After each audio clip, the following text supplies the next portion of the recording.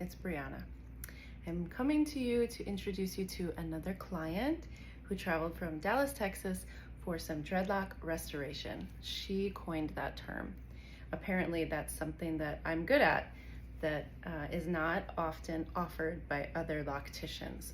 And I live in Virginia, so she traveled from Dallas to Virginia to have this done.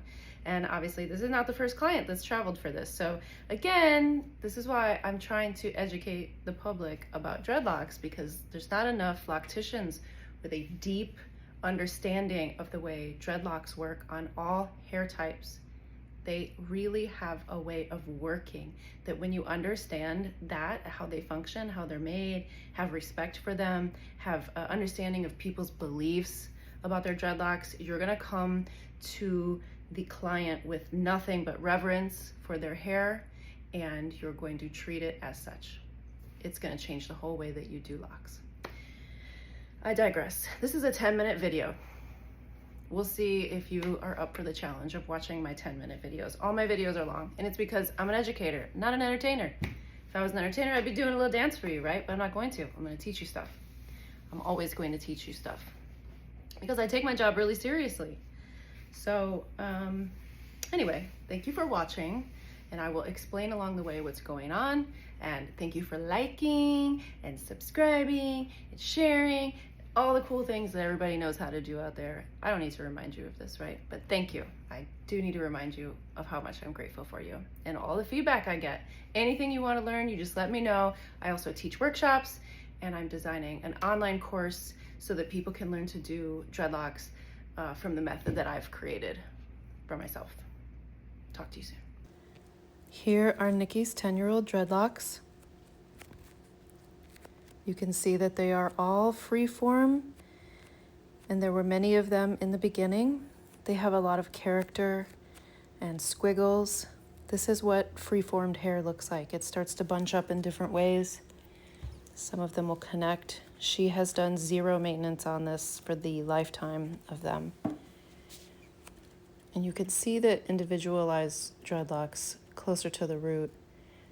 It's almost like she put her hair in a ponytail for a couple years and they started to combine. I don't think that's exactly what she did, but that's what it looks like.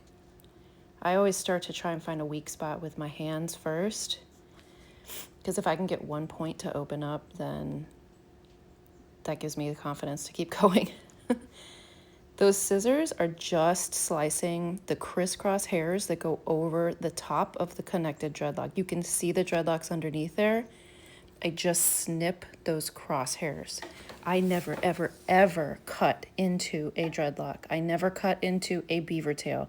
It's not necessary. If you have patience and you just start plucking these hairs, you're going to see dreadlocks start to separate. Right, young people who are just there's one. You just have to be really patient. And you're going to get crazy stuff like that, and you're going to have to solve it like a puzzle. This was 10 hours that we worked on this. It was a lot of work. Lots of physical strength. I just search around and I look for spots, and wherever I find it, I start pulling.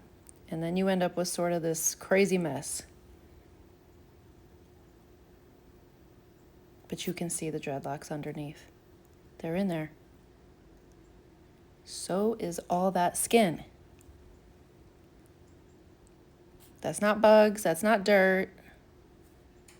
That is purely skin flakes. It could be a little bit of sand from the beach or something like that, but it's not dirty.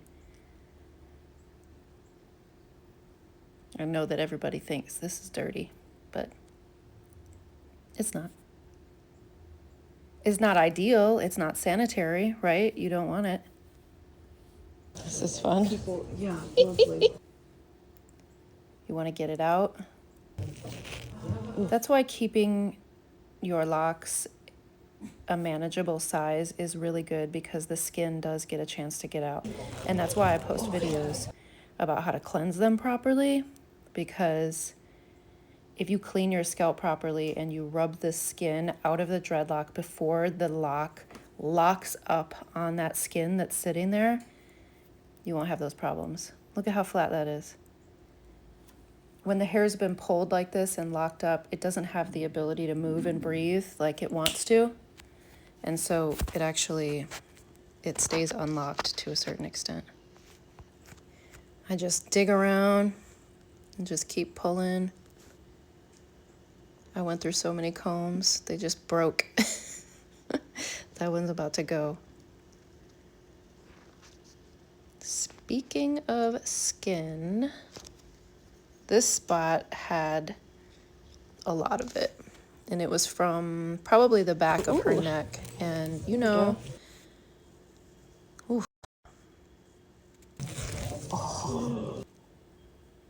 if you sweat and it mixes with your skin, it turns into like a paste. Here we got some progress. We got 1, 2, 3 big sections. This is the first time in years that she will have been able to take part of her hair from the back and actually throw it around her shoulders.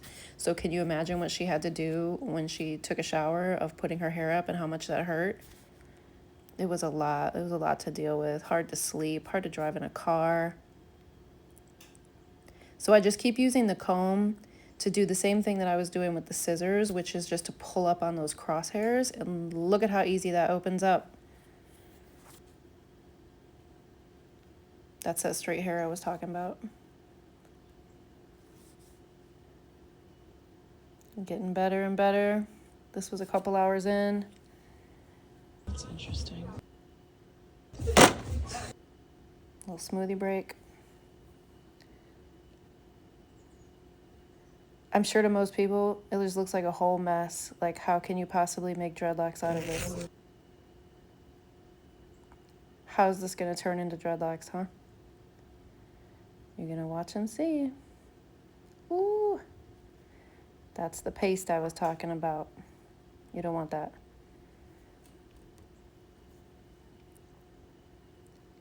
Even more separated. It looks like a rough process, but a lot of it is very gentle, very slow, very meticulous. After a while, though, it does start to hurt the scalp, you know, just It is. because her scalp has not. Yeah. Her scalp has not even felt the air on it, you know, for a couple of years, let alone been tugged on and separated and all that. And now I'm starting to expose that scalp.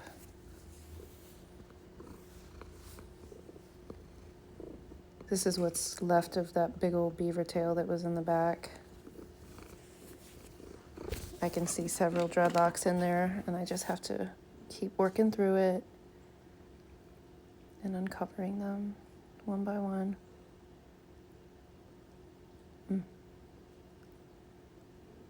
Yeah. That's awesome. How'd you do that? I separated them. But you made rows? Yeah. It's like spider webs. There was a little kid in the salon looking at this, and he was like, ew. Oh my gosh. Poor thing. She was such a beast. She sat there for so many hours getting pulled on and yanked on. It's hardcore.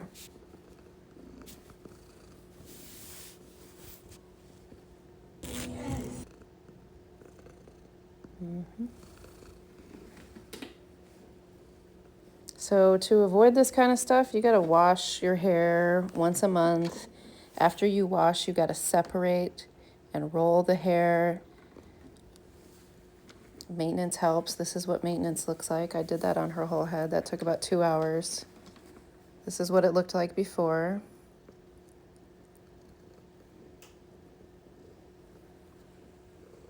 And here it is afterwards. A brand new head of dreadlocks. None of them have been cut. They are literally all what I discovered inside of that matting. Not a single one was forced. They were all literally just restored. They were found and they were restored. And for the first time ever in years, she's going to be able to move her hair, toss it around, put it up in a bun, feel cute. Look at how cute she is. Hey, Nikki, you're cute.